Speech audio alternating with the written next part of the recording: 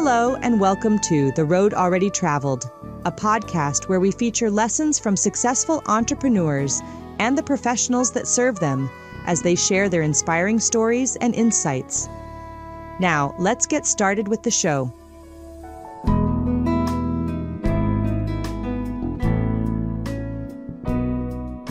Hello, I'm Rich Schutte, your host of The Road Already Traveled, where we share lessons from entrepreneurs, like-minded business owners, and the professionals that serve them, providing valuable insight to those listeners that are on the same journey. Today's episode is brought to you by Avalan, a wealth management firm dedicated to personalized financial, business, and investment planning for entrepreneurs as they make their way in our chaotic world. Are you ready to take control of your financial future? Well, at Avalan, we believe wealth isn't just about numbers. It's about freedom, security, and most importantly, living life on your terms. Wherever you are in your entrepreneurial journey, our team of experts is here to guide you every step of the way. No cookie-cutter solutions, just smart, personalized strategies designed for your goals. Using our unique optimal entrepreneur program and an unwavering focus on world-class service, our relationships are built to last generations, helping clients achieve lifelong goals through a thoughtful and consultative approach. Visit avalanwealth.com today and start building the future you deserve. That's Avalan wealth.com. So today I have with me Jeff Starin, who I have known for the better part of 5 years or so, I would say. Jeff and I met in Entrepreneurs Organization. What better place to find an entrepreneur or a professional that serves one? And Jeff is, in addition to the business that he's built, because of all the lessons he's learned along the way, he's been able to turn himself into a real gem and a genuine world-class business coach, using some different things. I'm going to actually read his bio so I don't miss anything. That's just like me yapping there for a second. But as a lifelong entrepreneur, he's founded and scaled 3 companies and has had 2 exits. Now he spends his time laser focused on coaching other entrepreneurial leaders and their teams on how to run their businesses better and live better lives using the EOS framework. Many of you may have heard of EOS. It's entrepreneurial operating system. It's a pretty awesome way of going about getting your life in order and moving off to the dreams that you're looking for. So I'm excited to have Jeff here to be able to talk about some of that.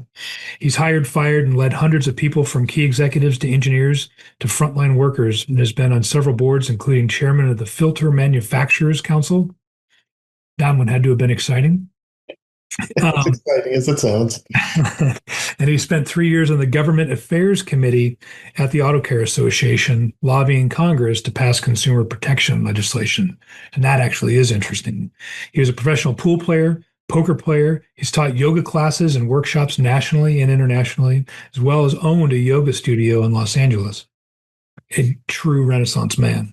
One of Jeff's strengths as a coach is the ability to tap into stories, lessons, and examples from his 30-plus years as a business owner, professional gambler, EO accelerator coach, and his many years in entrepreneurs organizations surrounded by folks just like us. A native New Yorker, Jeff has lived happily in California for 26 years, but will never get used to the fact that there's a fire season, a flood season, and earthquake weather. Of course, in New York, you only have 2 seasons, right? You have winter and construction. I got to wear coats and sweaters and things. It was great. Yeah, better use of your beard in New York. That's right. So, Jeff, I mean, we've kind of gone over the questions. They usually stay about the same for all of these little snippets and insightful episodes that we share. I like to start on the personal side so people can actually get to like you as much as I have over the years. And then we can kind of jump into, today we're really going to focus on your role as a business coach and what you're doing with EOS, because I think this can be a really useful lesson for some of the people tuning in here. Because it is a remarkable framework, right, to really launch you into a better place. And I'm sure that we'll get the entrepreneurial spirit of who you are through some of those answers and what you're doing as a coach. But again, starting out personally, talk to me about one thing that most people don't know about you, be it a quirk, a strange habit, a hobby, something that's going to make you relatable to our audience? I don't know about a quirk. I love to gamble. So I was a professional pool player. I was call it semi-professional poker player. I was a winning poker player, but I didn't support myself that way. But even after I stopped doing those professionally, I love to game. I love game theory. I love the theoretics behind those things because it's all applicable to everything we do, not just business, like personal relationships, everything you do. There's game theory involved in every decision. So I'm kind of obsessed with game theory. It's just super fun, and I learn a lot about myself and about other people through it. So it's just something that I can't get enough of. That's awesome. That is interesting. And I guess most people don't know about you, but I know I do, and I've always been fascinated by it. So, kind of leading along these questions, tell me one of the craziest things you've ever done. I should say, tell our audience one of the craziest things you've ever done. So to me, this wasn't crazy at all, but anytime I've talked to people, they kind of react in a way that makes me think that other people think it's crazy. But going along with what I just said, I left school to become a professional pool player. I dropped out of college to become a professional pool player. And to me, that was just the trajectory. It just made so much sense for so many reasons. But I'm guessing not a lot of people have that story. So I get the response that that's kind of crazy. It wasn't crazy for me, but I get that it's not the typical progression of how things work for people. Well, for those listening with their entrepreneur hats on, they might not find it that crazy, but now put your parent hat on and imagine your kid right. telling you that this is what they're going to do. You might actually believe that that's something crazy. I've thought about what happens if one of my daughters comes home with a similar story. Yeah. Well, I'm interested to find out. Me too. So I think I'd mentioned in your bio, you grew up in the New York area. Where specifically? Were you in the city area? Were you out in the outskirts, up north? And what was it like growing up there? So I was born in Queens. I lived there for a few years, but I was raised on Long Island. I lived there for most of the time I lived in New York. What was it like? Long Island is an idyllic place to grow up in a lot of ways. It's beautiful. It's peaceful. What was it like to grow up there? I had a really hard time in school. I was like at the cusp of, I think I was right before schools realized different people learn differently and need different things. I was just a kid who had a lot of potential who struggled. It was always that you have so much potential. And I didn't know how to operate in school. So I had a really hard time with that growing up. And it took a while for me to figure out how to make that all work. Yeah, it's interesting, right? Because I've learned along my journey that is not highly uncommon amongst entrepreneurs. Yeah. I think that we as a community think differently. I think we have to. I felt trapped. I felt trapped in school. I was like, you want me to go home and read this book and then come back and spit out whatever it was that I read? Like that, I couldn't imagine a worse hell. Like it wasn't feeding my brain the way my brain needed to be fed. And you're right. I think that is extraordinarily common in the community of people with an entrepreneurial spirit. It trapped is the only word I can use to describe it. It was hard. It was really hard, actually. Yeah, I feel you. I feel it up here in my breath. And then being surrounded by so many people who were good at that, who followed the path that is I guess the prescriptive path for most people. Go high school, college, grad school, career, the whole thing. Like being surrounded by that for me made it harder because they were all doing it. Why couldn't I do it? But I couldn't. I've since come to embrace it, but at that time it was pretty hard. I'm gonna break one of my cardinal rules in that I've always followed the rule of like never ask a question you don't already know the answer to. But I'm actually curious as we're having this conversation. You ever go back to a high school reunion? I have. Yes. What was that like? Did you feel like you fit in a little bit better when you went back after having success as a businessman and entrepreneur, or did you still feel that same vibe of when you were there? I had a good experience. And that said, I haven't gone back for one since, and that was a while ago. I, you know, being with the group socially was different than being with them academically, right? So going back to a reunion was okay because I had friends. It was the academics that I Got it. really struggled with, but there were some great people, and it felt good to be able to go back having done something because I had no idea where I was going or what I was going to do or if I were going to be able to make something out of my life. So it, of course, felt good to go back having had a few successes and feeling good about where I was. So not knowing where you're going to go, what you're going to do, having your shit together, that's my next question, right? What did you actually think you wanted to do when you grew up? Oh man. This answer is almost embarrassing, but it's the truth. I I grew up in an affluent community. My family was not. We were very middle class. So my friends on vacations would go to their ski house in Vermont or they would go to Europe and travel. And we would get in the station wagon and drive to Chicago to visit my cousins. And nothing against my cousins, by the way, they're great. But so I didn't feel I fit in a lot of ways. And I had no idea what I wanted to do.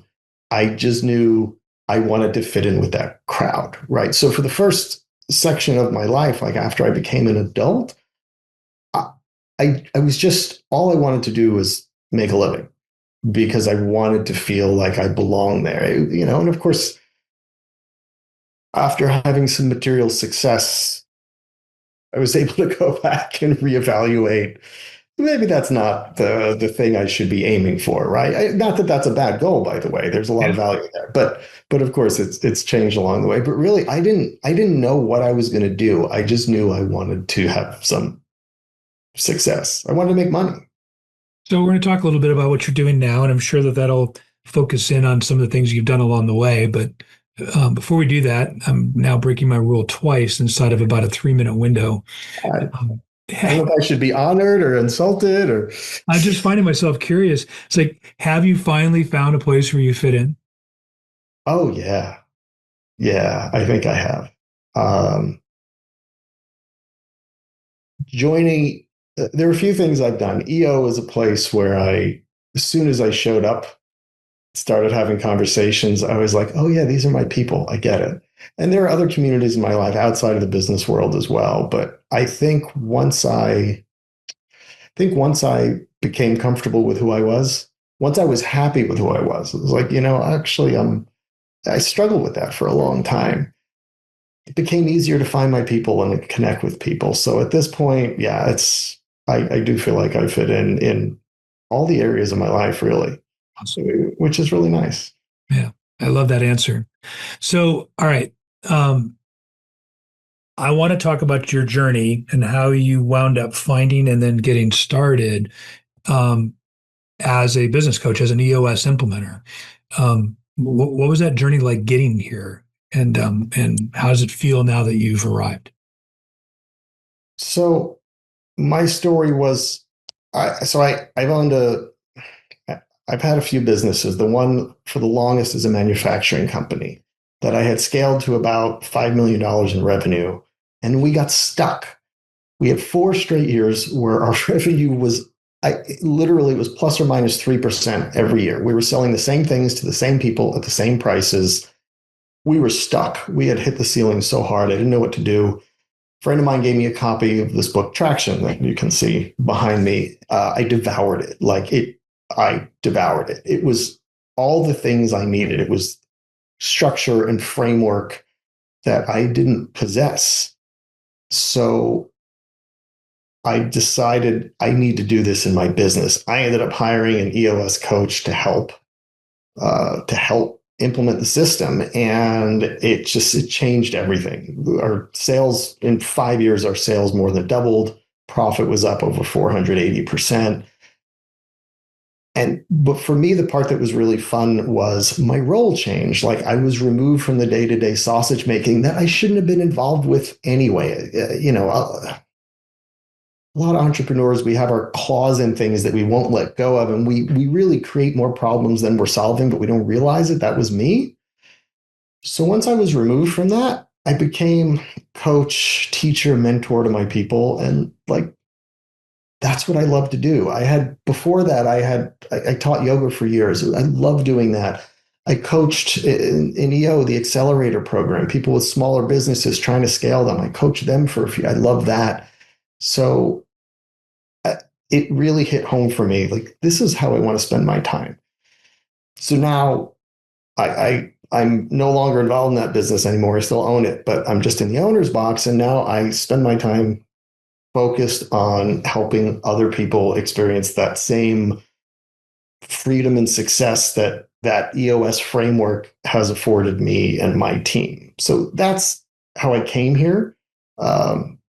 And it's really cool because I've been on both sides. I've been somebody trying to do it myself, and then a client of an EOS coach, and then I became an EOS coach. And it's really satisfying for me to now be on this side and be able to help other people with it. So talk about what that was like as you, and I'm going to ask you as we go through this, like some examples and ways that you can help lead people and how, and I'm going to ask you later, so don't let me forget, like how somebody can self-identify and realize when they're ready for that step, right?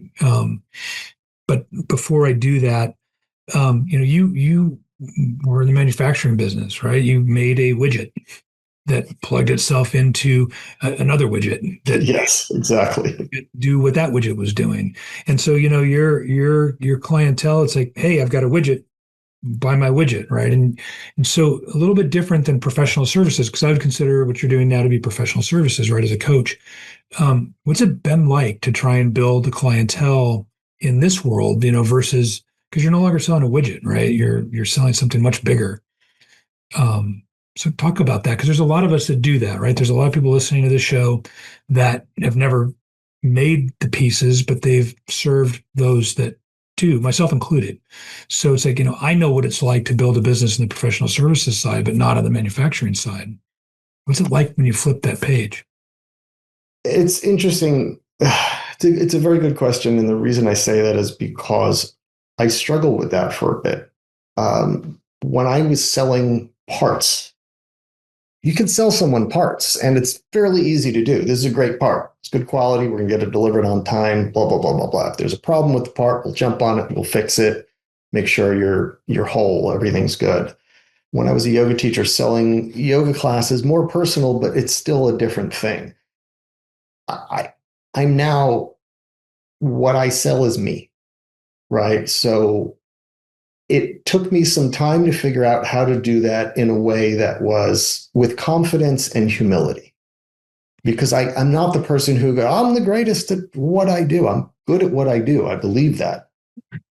But figuring out how to convey that in a way that felt good to me was hard. It took me a while.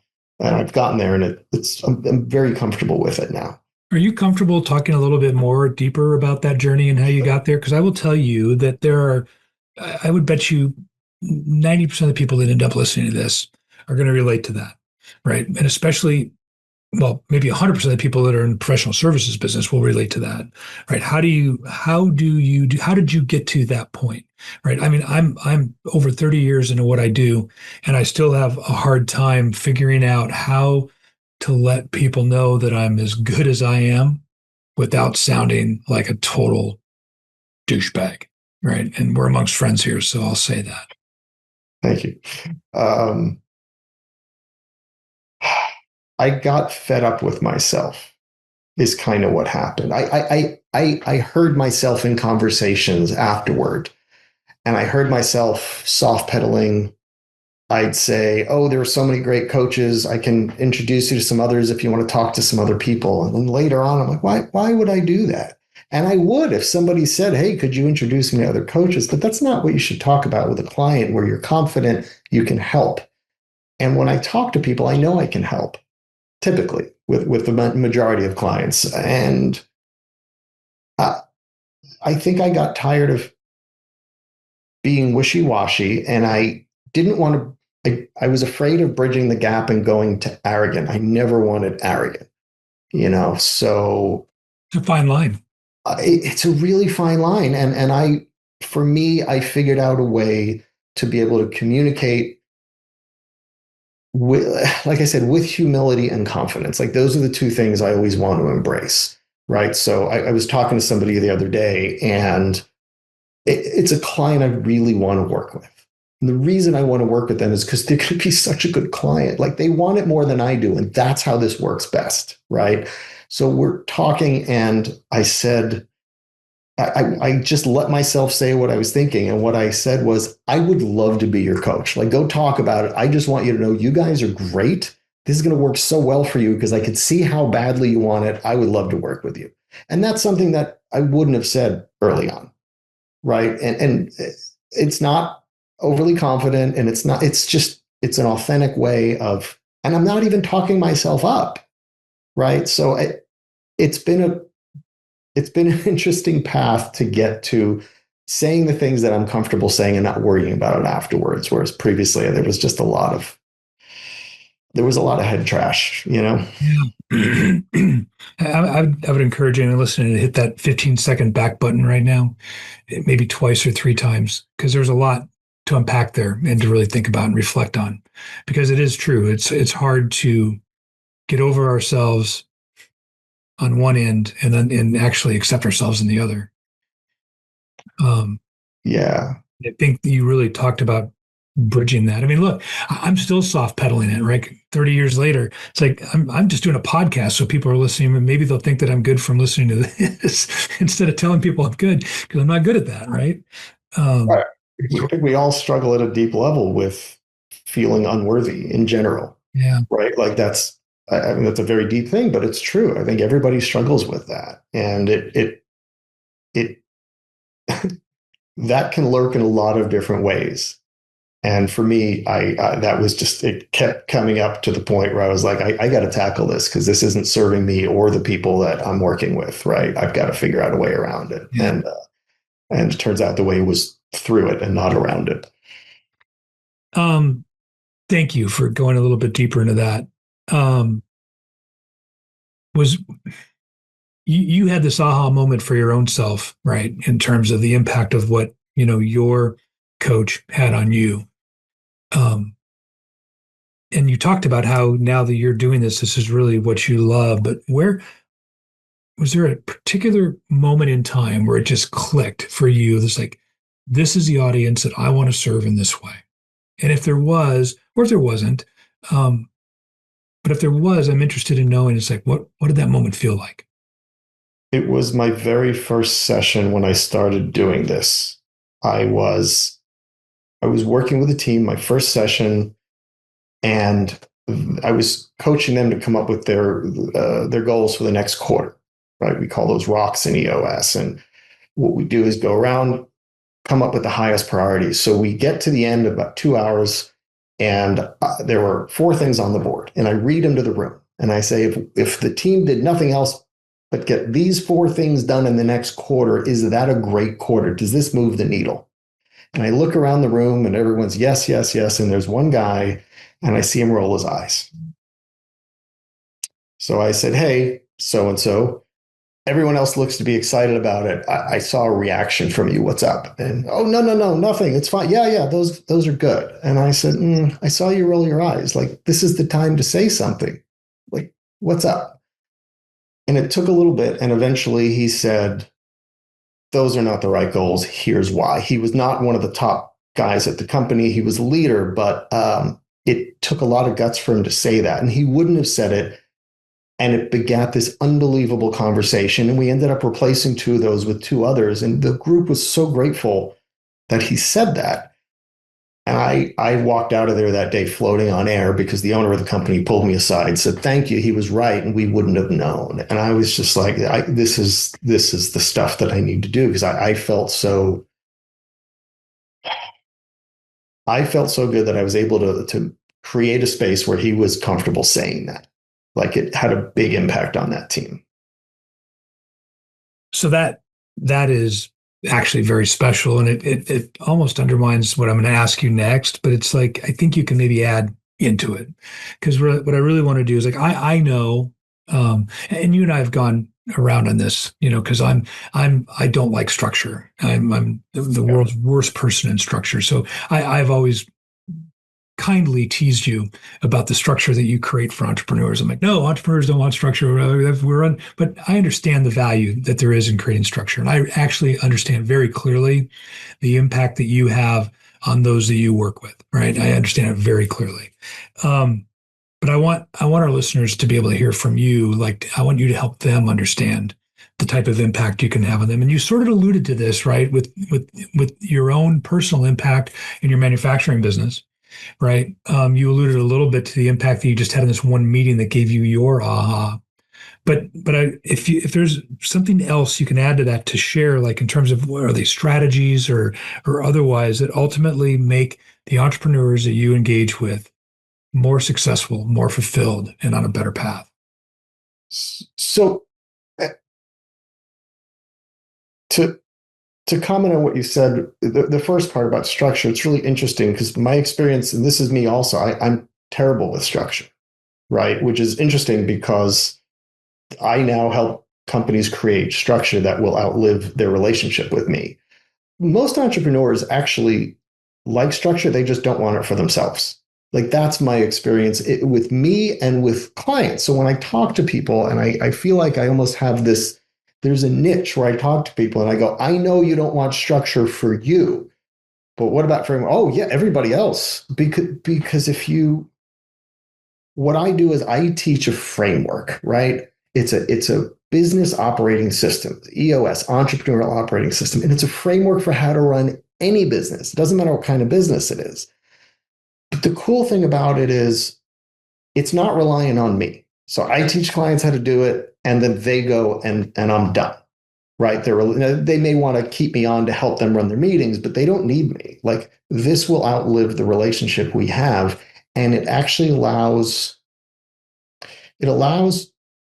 entrepreneurial leaders to feel a freedom they didn't know they could, because we're so wired to want to have our thumbprint on everything in the company that we can't let go. But what happens is when you're building a business, and I know I did this, I was the only employee at my company for 18 months. As the business grows, as my business grew, I was involved with everything, right? Because that's the only thing I knew. And it was successful because of me. And at some point, I was holding it back. At some point, I was the bottleneck. And I had to learn how to delegate. And what I learned was, and this is one of the things that I teach teams, and it's amazing that when you let go of things, 75% of the time, it's fine. Like whoever's now doing that, they may not do it the same way that you do. Maybe it's not perfect, but most things don't need to be perfect. It's good enough. 5% of the time, it was worse. Something was wrong. I did have to still have some say in that. 20% of the time, Rich, they did it better than I ever would. They had ideas that I was like, no. And all of a sudden, I was like, wow, that's actually amazing. Mm. So it gives people freedom to be able to spend their time doing the things they love to do. And they're great. Entrepreneurs don't like to hold people accountable. They're not interested in discipline. They just think everyone should just go do their job and do it well. Mm. And that's not sustainable if you want to scale a business. If you want to scale a business, you need some kind of structure that can help create real discipline and accountability. You need the team to share a cohesive vision. Like these are things that don't happen accidentally. They have to be intentional. So that's what I do. I go in and I help them do that. And it's amazing to watch. Story helped me, right? Because and by the way, I played that off on purpose to be slightly skeptical, because I understand that like the vast majority of people that you're going to talk to, right, that you end up serving, come in with some amount of skepticism, right? Yeah. And so I wanted to give you that same opportunity to overcome some amount of skepticism. But give me what you just said sounded beautiful, truly. So give me an example of something that you've given to somebody that is allowing them to create that structure. Like, how does that work? How does somebody that doesn't want it for themselves, right, and just want, like you said in your exact words, because it's exactly what I want in my business, right? You're an adult, just go an adult, right? Go do your thing and do it well, right? Right. Just adulting's hard, but go figure it out, right? That's all that I want. But I understand that's not enough, right? I understand that, but how do you do that? So I offer a very consistent and clear structure that puts all the pieces in place. It what it does is essentially orchestrate all the moving parts of a business, right? So what's the biggest frustration every single entrepreneur has? There's one, hands down, and it's people, right? Like this is the thing we struggle with.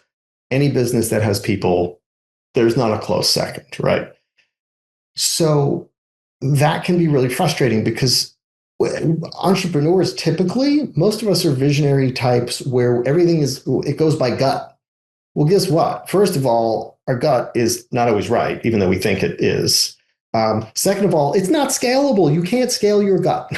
Somebody else has a different gut. Well, I'm trying. I had a lot of I mean, I guess you could argue right. So you can't scale your gut should be a book. So, you know, one of the things that for me, when we implemented the system into my business that I loved was those conversations about, we all knew Bob wasn't the right fit, but like he wasn't doing anything wrong. Well, how do you have a conversation with Bob and go, Bob, something's just up, right? We, when I work with clients, what we come up with is a very clear bar. These are the things at the company. These are the core values. And you have to be at a certain bar in order to be the right person to work at this company. And every quarter you have a conversation with somebody. Like I coach people to have these conversations every quarter where you rate the person on those and they rate themselves. And then you have a dialogue. And now you have something in black and white where you can sit with Bob and be like, you know what? Like, you're not this core value. I don't see it. Like, here are 3 examples of things that happen that don't align. Like, does that mean something to you? And Bob may go, yeah, it does. And then you can either coach Bob to exhibit that or coach Bob out. And sometimes Bob will go, actually, that one, no, it never really resonated with me.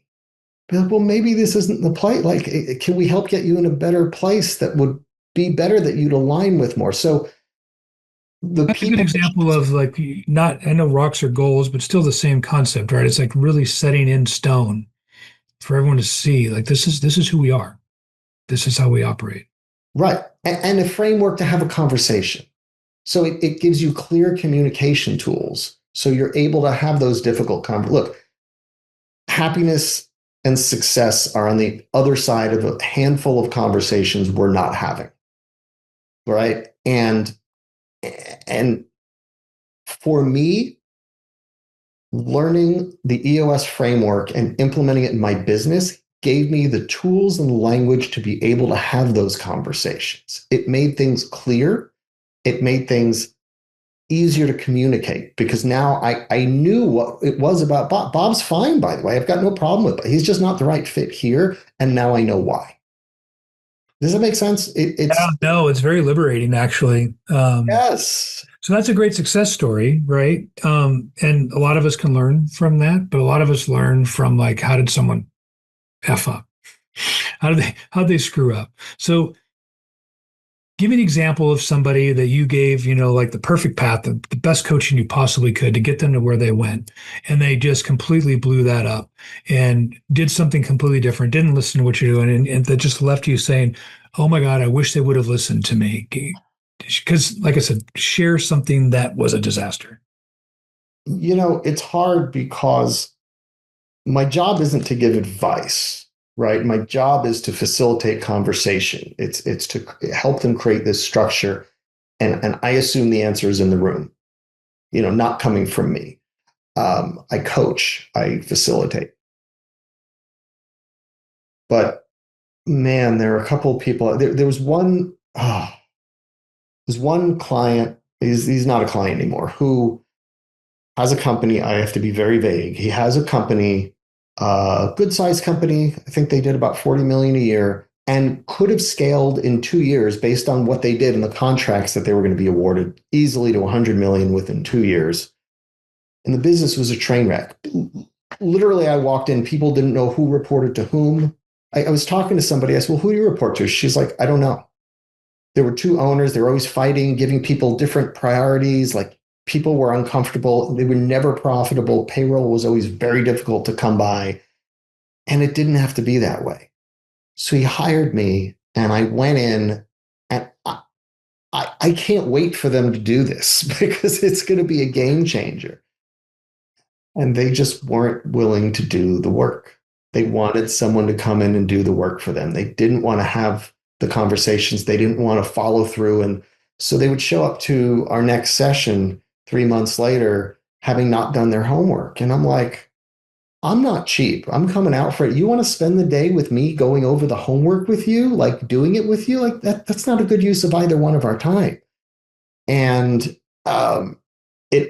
it got to the place where it killed me, because this is a business that had employed, I think 95 people worked there, if I remember.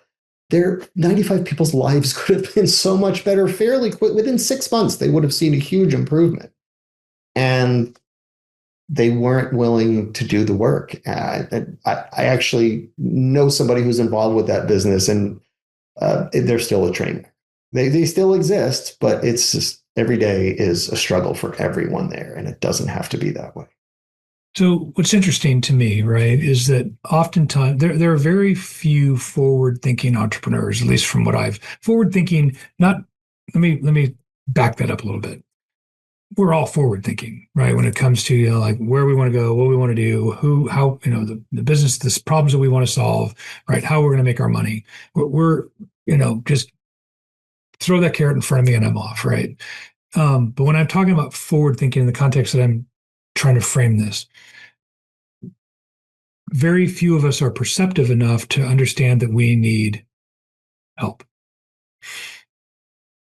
Yeah. Typically until we really know we need help.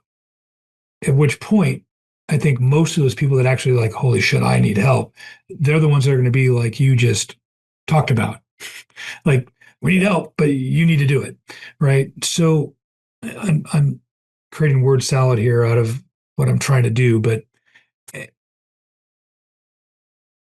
help us as a listening audience understand when and why they need Jeff Starin. When is sooner than anyone thinks. The one universal, I believe it's actually universal. I don't know that there's a client I've ever spoken to who hasn't said something along the lines of they want to do this, but first they need to get this part of their business fit. Oh, I need to hire this person first. I need to replace my CFO. I need this and I need that. And that the sooner you start, the better, because the work we do will dictate actually what that role should be specifically and the kind of person you need to fill it. So if you do it before, we might undo it later, right? So the when is earlier. Like if you don't make changes, all of a sudden now it's the turn of the year and you're in the same spot, right? So there's never a good time, and it's always the right time. As far as why someone needs this, there are a lot of reasons. For me, the thing I come back to more than anything is that as entrepreneurs, we just get in our own way and we don't know it. We're generally speaking, we're control freaks. And that works to a point, except instead of being a leader now, you're, I think Jim Collins said, a leader with 1,000 helpers, right? That's not a sustainable business model. You want to be a leader who creates other leaders who create other leaders. Mm-hmm. And, I at the manufacturing company, we waited way too long to put structure in place. Even things like processes. right? Having a good scorecard. How do we know if we're ahead or behind? I have a really deep background in lean methodology, Toyota production system. I love that stuff. When someone from Toyota walks into any plant, somebody from Japan goes to any plant around the world, the first question they ask is, are you ahead or behind right now? And you better know the answer immediately on the fly in that moment, right? There's just, we get in our own way and we make things so they're not scalable. Mm-hmm. And we don't know that we're meddling in things and causing problems. So the sooner you can get that right scorecard in place, the sooner you can get your people issues fixed, the sooner you can get your process, all these pieces that we work on, the easier it's going to be to scale. You need consistency to be scalable. And as entrepreneurs, we're not typically good at creating consistency. Well said. You work with a lot of high A personalities. Yeah. How's that going for you? It's great. I had to learn very early on to put my ego aside, because so much of what happens, like if I'm doing my job well, there's conflict. It's healthy conflict, but there's conflict in the room. And sometimes things are said. I have to not take things personally. Also, when the team is stuck, I'll offer suggestions, right? So they can't figure out maybe what a priority should be or the wording for something. And I'll say, how about this? The point isn't that I'm right. It's just that when you say that, they either go, oh yeah, that's it. Or they go, no, that's definitely not it, but it's this. And I have to be bulletproof. Like, the point in me offering something is not because it matters whether or not I'm right. It's to get them where they need to get to. The answer's in the room, to smoke out the answer. Wow. I mean, honestly, wow, right? Because you've spent a career being an entrepreneur where you had to always be right, or at least believe that you are always right? Because otherwise it wasn't going to happen. It wasn't going to work. And so now you've literally flipped that on its ear to find success in working with others. I mean, there's a lot of value in doing things the wrong way yourself. Yeah, it's like, I read a great book years ago by, I think his name is Jerry Colonna.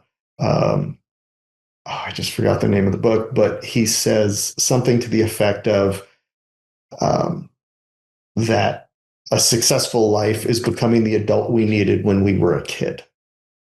Right. And I feel that way both in terms of that and also in terms of the world of entrepreneurship. Like, I'm now the person I needed when I was scaling my own businesses. Mm-hmm. I think you've highlighted some cool moments along the way.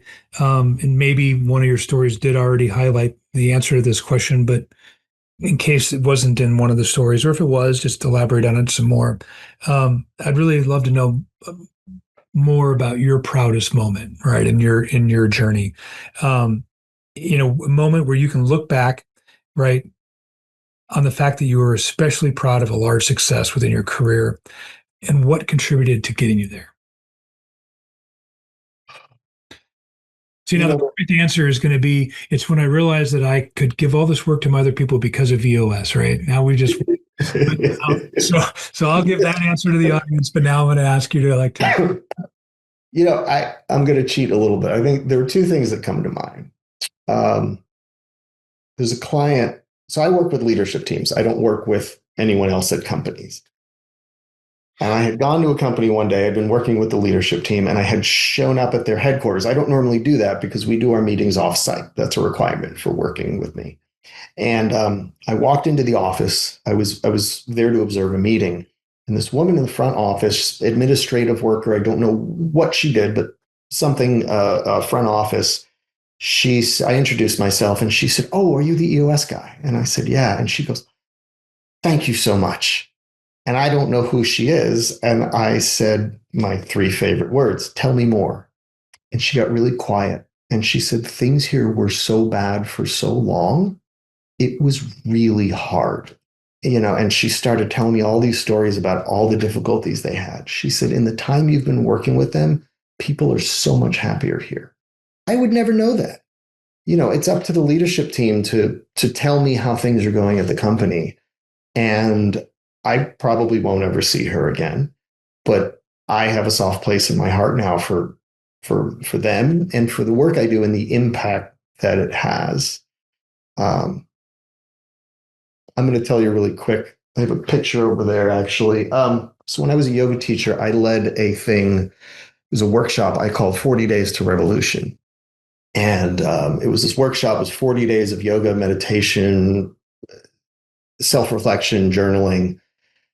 I remember it was the first day and like 6 people had signed up. And I was kind of disappointed, but I was like, I'm going to give these 6 people the most kick-ass experience for the next 40 days. And people started filing through the door. And then there were 10, 12, 15. I think we ended up with about 25 people walked in that. I didn't have enough materials for everybody. And for 40 days, I led them through these practices and conversations, and the things that happened were unbelievable. By the end of it, there was a woman who had been in this relationship stuck for ages, and through the practices, she was able to tell her partner things she'd been holding back for years. They ended up getting engaged immediately thereafter. She was so happy.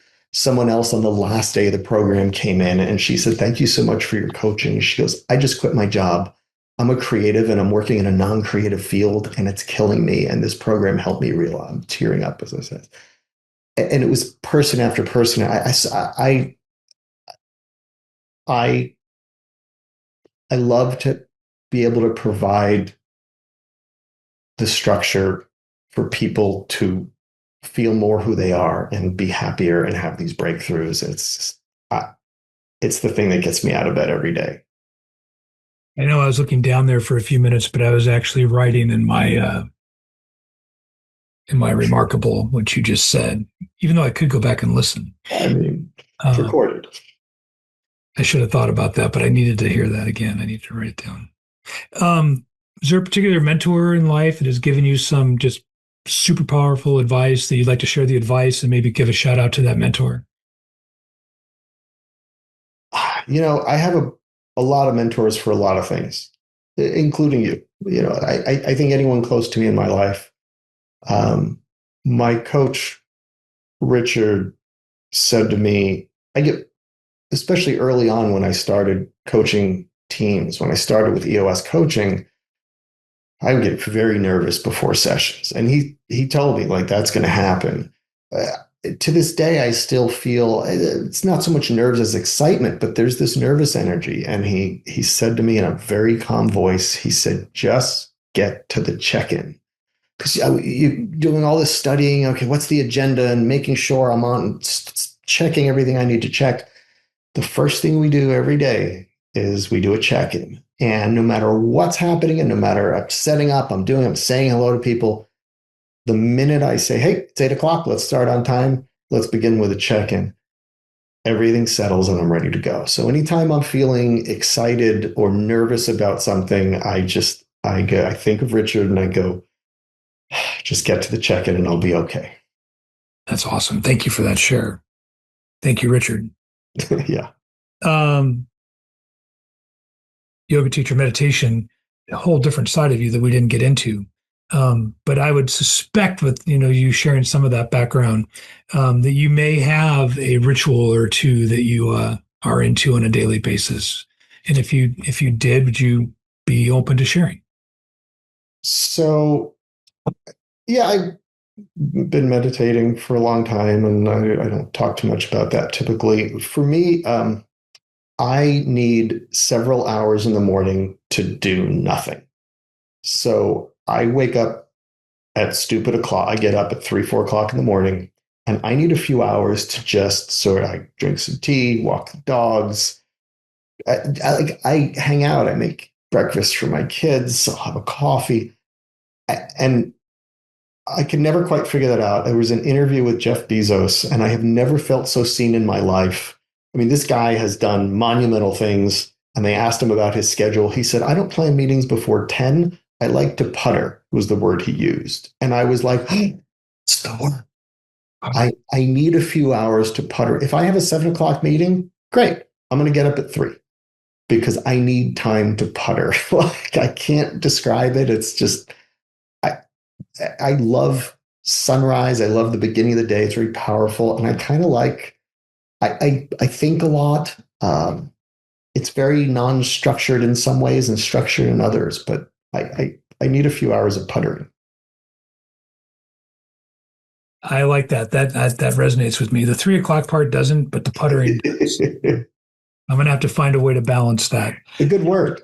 It's a great. My last question I ask everybody on the podcast.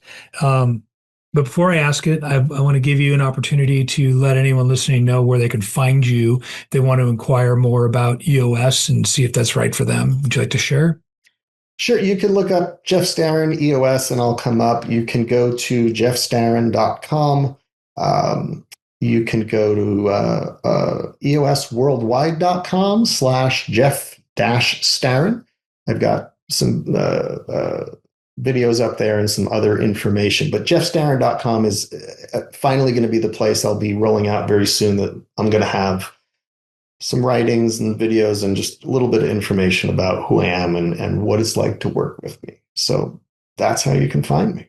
Great. I love that. So question at the end of the day, right? Whether it be you wrapping up your coaching business, you wrapping up your manufacturing business, or simply taking your last breath, and you can pick which one of these scenarios, but how do you want to be remembered?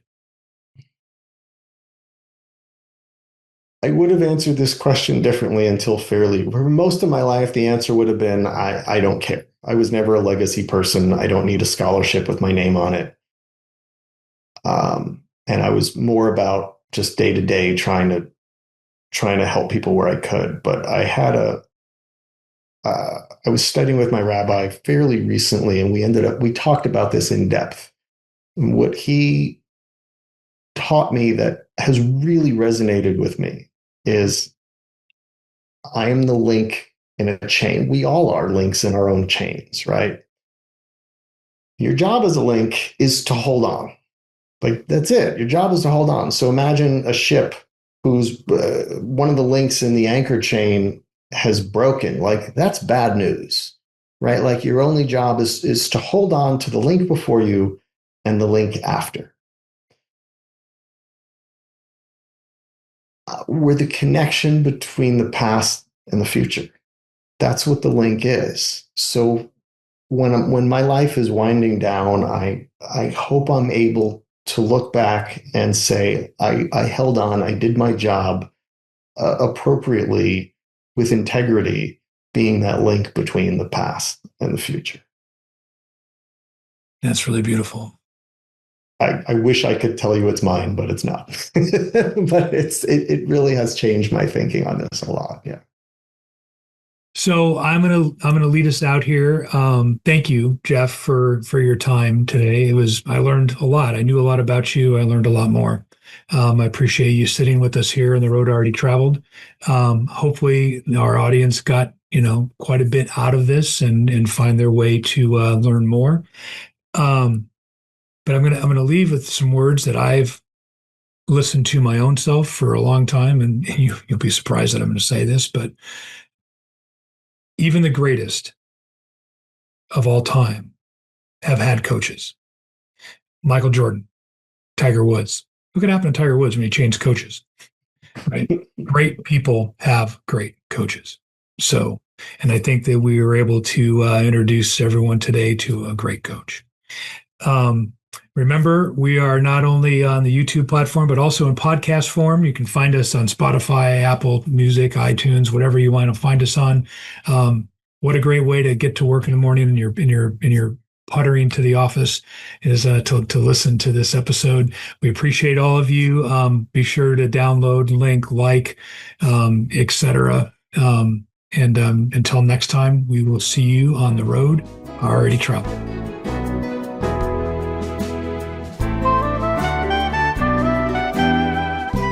As always, thanks for joining us on the Road Already Traveled podcast.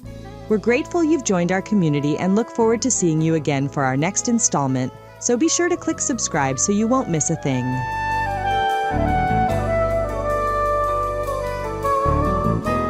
This communication is for informational purposes only and does not purport to be a complete statement of all material facts related to any company, industry, or security mentioned. This material is limited to the dissemination of general information pertaining to its diversified services. The opinions expressed reflect our judgment now and are subject to change without notice and may or may not be updated. The information provided, while not guaranteed as to accuracy or completeness, has been obtained from sources believed to be reliable. Financial planning, advisory, and/or consulting services offered through Avalan LLC, a registered investment advisor. Prospects or clients who take advantage of any free consultations or services are under no obligation to hire Avalan LLC as their investment advisor. Listeners who are not market professionals or institutional clients of Avalan LLC should seek the advice of their financial advisor before making any investment decisions based on this communication. Additional information on any securities mentioned is available on request.